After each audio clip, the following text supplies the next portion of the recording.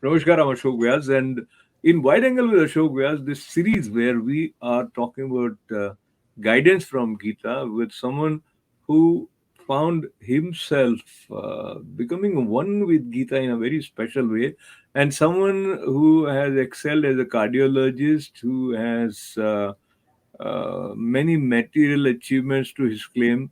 When he gets immersed into the knowledge of his spiritual science, it has some additional benefit for us. So I take this opportunity of welcoming Dr. Atul Chokshi ji and express my gratefulness for agreeing to do this series where we are talking about guided by Gita. And today we will be talking about secret of work.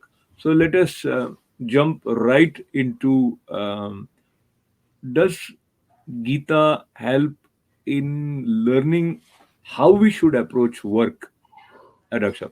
Yes, definitely. That is the main uh, fundamental that God gives to us.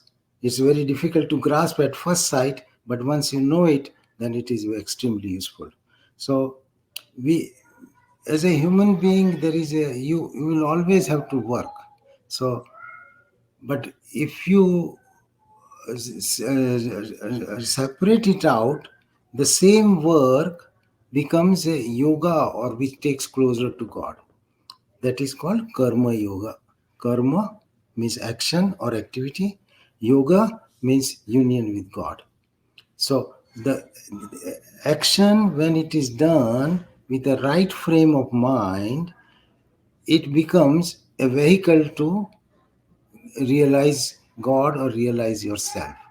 And it becomes extremely beneficial to you and to the society. So karma yoga is what God wants us to be, karma yogi. So that action we all have will have to do it. So action is under our control. What to do is under our control. What will come out of it is not under our control. So that is the result of action is under the territory of Lord. Doing the right action, the best action, desirable action, that those all those choices are with us. So that's why we have free will.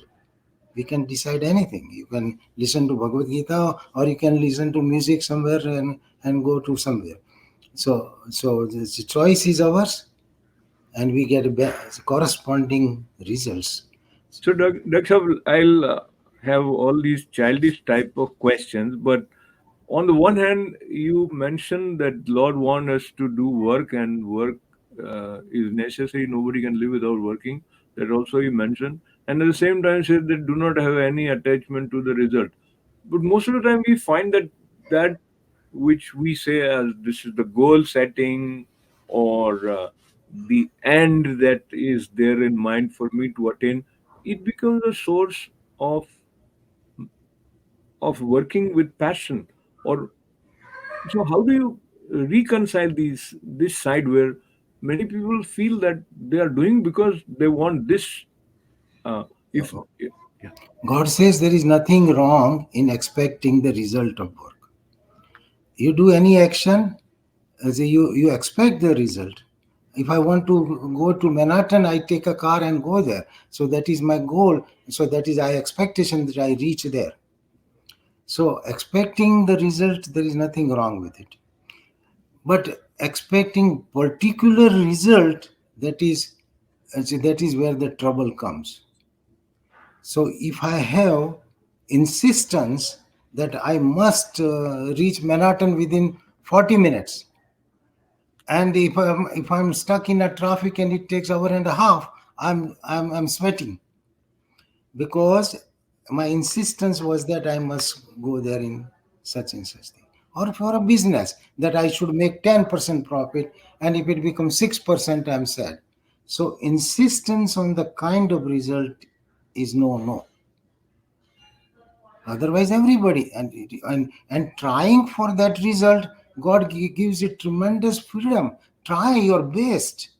use your equipments the best way, your time, your intellect, your memory. Use all the equipments that I've given you for the best result of the work, but don't insist the particular result, because that is under my control.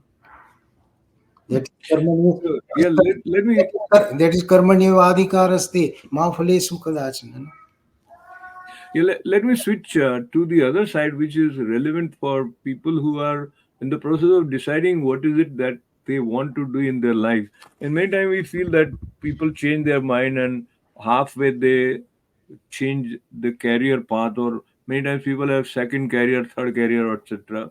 So now, do you see there are some guidelines coming to us from Bhagavad Gita in helping us to determine the right track or right course of action in terms of deciding what is it that I meaning any person, he or she, should be doing, and in selecting the career path or the kind of work which would be um, relevant or which is worth pursuing. Yeah. See, we are all placed properly by God. It was not under your control to be in Queens, or for me here, or become doctor or something. So we are placed where we are by God, and we are assigned the work as befitting our previous imprints, intellect, and what we are supposed to do. So if we do that, then you are in harmony with the creation. So that's why, swakarmana means whatever is assigned to you. So you did not decide, that that I want to do such and such, or I want to go to America, or I will do this. These things happen. We think that okay, I did it, but it is all planned by Almighty. So many So many people. Sorry to interrupt because I know many people will feel impatient listening to this that I did not decide because they see that they did consult, they did counseling. There were n number of people who told them that you take up medicine, and then Dr. Atul Chokshi got into medicine because maybe his uncle was there who became his role model, etc.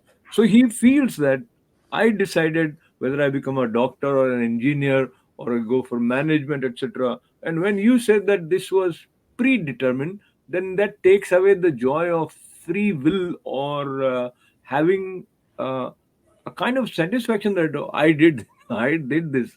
How do you look at it? the circumstances are created for you. Circumstances are created for you, and that's how you land up wherever you are. Now at that station, do the best job that you are assigned at that time. I can say that okay, I went to medical school and my sister was doctor, so I decided to. Those were circumstances. Circumstances, as of course, this will happen. No? And so somebody will become a guiding force to decide for you or something like that. But wherever you are, you do with and karma yoga is you do it the work based dedicated to God as a worship. So that when your mind and when you dedicate your work to God, that becomes a karma yoga. Means now karma yoga you don't become overnight. So karma yoga you is the preparation, is the path that you have understood that I am not this body, I am this soul, I am here for a purpose. God has given this intellect, mind, and I want to do this work and be helpful to the society, and so you become an instrument in the hands of God, and whatever happens, you take it with prasad buddhi. These are 7 requirements to be a karma yogi. What Karma seven?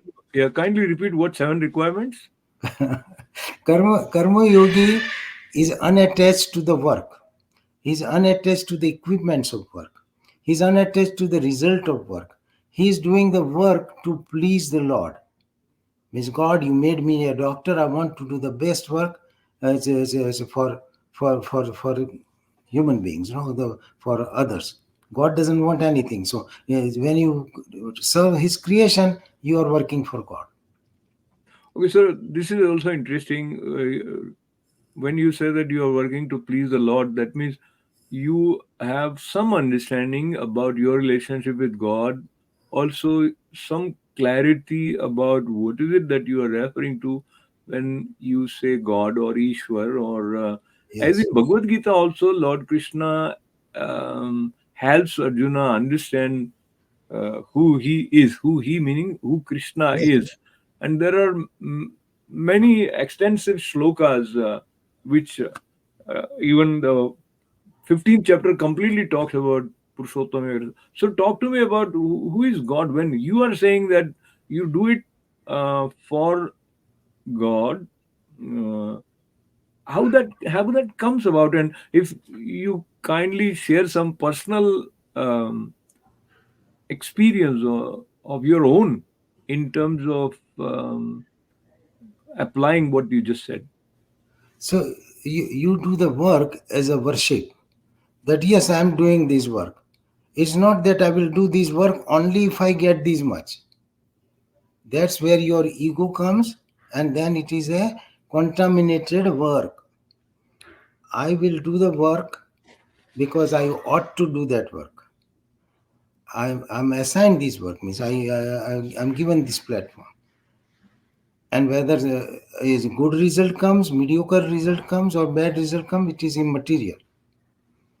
It's when that frame of mind comes, that I'm using my intellect, body, and as a knowledge to serve the work that I'm assigned, that becomes a worship. No, no, kindly understand where I'm coming from. When you say it is assigned, meaning you have that assumption or clarity that God has assigned me. What I'm asking you is who is God in the context of the way Lord talks about it in Bhagavad Gita. God is our consciousness. No, God is not somewhere in the heaven or in a temple or a mosque. God is seated inside us, in every being. That's why God says, Sarvasya chaham hridisam vinisto. Means I am seated in the hearts of every being. So God is self, or God is with us. There are 10 places God says that Mame Vanso Jiva Loke Jiva Bhuta Sanatana. Means I as a particle reside in every being, not only human being, but every being. No? And so that is God. That consciousness is God.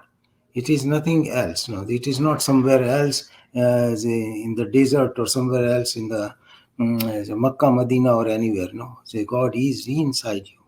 So that's why that consciousness, that awareness, when you are aware that God resides in you and God resides in another human being, and we are connected, and I have to do the best work. If I am a doctor, I have to do best doctoring. If I am a businessman, I have to do the best business. So to help his universe, it is his show going on. You are an actor as a doctor or an accountant or an army man. You are placed there. So that is called swakarmana, means my own work. And when you can do swakarmana to make money also, no, that is no problem. But that doesn't make you a karma yogi. It makes you a workaholic. If you keep working like that, no? Because your intention, what intention you are doing the work, that is important. Mother works for the child just out of love, so that intention is different. And a babysitter works for the child, intention is different. So when that intention is clear and you are doing it, that comes from the slowly it comes, but when it comes, then it becomes a worship. And then slowly your mind is not focused over what comes out of it, you're just happy doing the work. And that is karma yoga. that I work as an instrument of God. I do it to please the God. I have no doership. I don't expect a particular result. Whatever comes, I have a prasad buddhi. All these things are different parts of the God. I am a karma yoga. Unless you have these, you are not a karma yogi. You can be a decent person working, and you might be doing good to society also, but you are not a karma yogi. So karma yogi is a very special status. Bhagavan wants us to be karma yogi. That's why he tells Arjuna, Tasmat yogir bhava Arjuna. Be a yogi, be a yogi. Several places. संन्यास कर्म योगश्च नियश्री सकरावुः तयोस्तु कर्म संन्यासात् कर्म योगो विशिष्यते. There are two parts. One is knowledge, one is karma. Karma is better because it is easier to do, because you have to just change the frame of mind and then you're fine. So, talking about changing the frame of mind and doing it for the Lord, and going to 12th chapter, where which is referred to as Bhakti Yoga, and there is one reference where he says, "Sama shatrau cha mitrai cha tatha man apamanayo shitoshna sukha dukkheshu sama sangha virjo." So basically, he's highlighting the significance of evenness of mind. Yes, yes. Um, how you develop that, Dr. Chokshi? And again, I'll repeat what is our day-to-day experiences. If there is something favorable, even if there is a text which conveys something that is favorable to you, you feel good. And if somebody is criticizing you, you feel bad. So how to come above this sort of cause and effect impressions which we create for ourselves? That is the intellect playing a trick on you, mind and intellect. So that's why you have to purify your mind by practice. So that if somebody praises, you are not crazy about it. If somebody criticizes, you are not mad at him. It is even. It is even. 5% profit or 15% profit, even.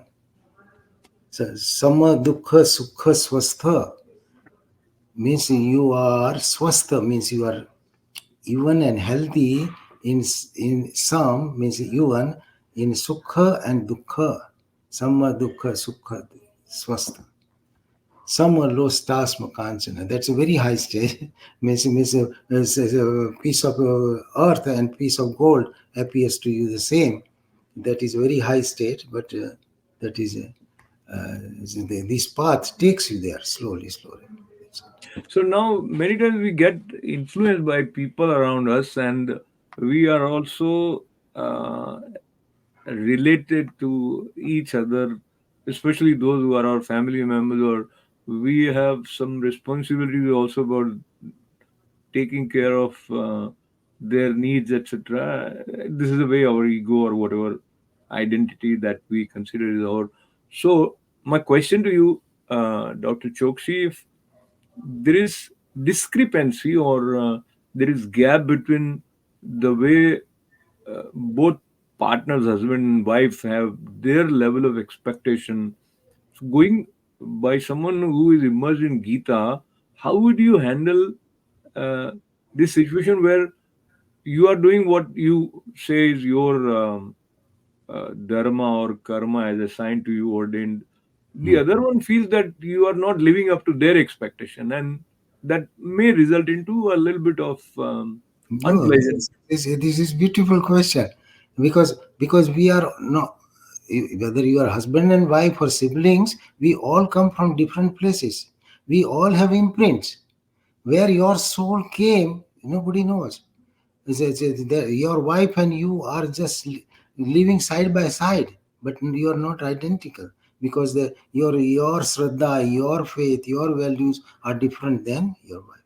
But when the component of service is there, you take care of your wife's need or the daughter's need as a service, because this is a child of God and you want to serve that.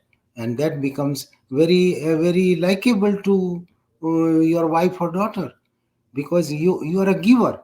You're not demanding anything.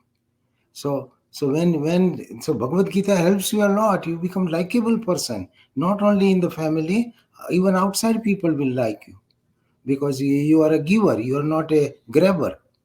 So So it's from grabber to giver. Bhagavad Gita makes you that, because ego is very selfish. So if I am egocentric, I want everything myself. I did it. I need the respect. I deserve the praise.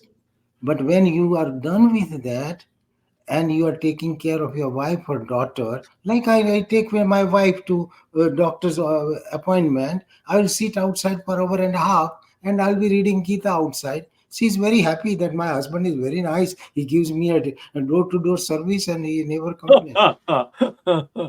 So Gita helps me. He says he's not against me. Anything she wants, she gets it, because I take it as a as God's child, and I do. But that circle that you have created of wife, daughter, or some family, that has to become very big. That is God wants you to do. That your So circle. what you are saying is, if I have understood correctly, is Gita empowers you by becoming a giver rather than being a grabber, which Yeah. means you have become instantly rich because you are in a position to give. Yeah, So, yeah, no, it's not only money. It's you give your time, you give yeah. your love, you give your presence. If I had a big car, I will take you a ride in a big car. If I had a little car, I will do that. But it is the intention and your service that is appreciated by people. So Gita makes you do that. And at the same time, your own needs they evaporated. I am free. You can keep me here for 10 hours. I have no problem. And as because just I want to give whatever I know or whatever I have, and the best thing is to share this divine knowledge. That's called satsang, and we must do that. But it doesn't happen from one brief watching one video for half an hour. This is a long process, persistent process, with faith, and then you will see the result. Then So, as we conclude this session, I would request you to introspect, to introspect. When you started becoming aware of the teaching of Bhagavad Gita, what difference you felt in terms of your relationship with result of the work that you were doing? Was there some noticeable yeah, change in your perception? lot of difference. After I learned Gita, 91, by 95 I knew Gita quite well. And then we decided to do some great work in India. So I took a very big assignment of establishing a open heart center in Ahmedabad, Gujarat, which we worked so hard. I worked for 14, 15 years, and it happened, and saved thousands of lives. If I was not exposed to Gita's teachings, I would have never made that choice. You cannot. Who will make that choice? I go leave practice here, run here and there. For what? Because there is the reason was that I am a doctor. There is a need there in back home. So this is a very worthy cause. I must do it. I do it as a service to the Lord, and thousands of people will be saved. Service to the Lord. Lord doesn't need any service to the world. So that's why service to the Lord means service to the creation. Beautiful. So, Dr. Atul Chokshi, I thank you for joining us in this series guided by Gita. And today, as we learned about the secret of action, if I may say, when you start becoming one with the teachings of Gita, you find yourself having access to pure, to reservoir of pure love within. And when you operate from the space of love, it helps you as well as helps humanity. And we have enjoyed being with you, and we will continue with this series. Once again, pranams to you, Dr. Chokshi, Namaste. with Thank you. lots of good wishes for each and every one of you. This is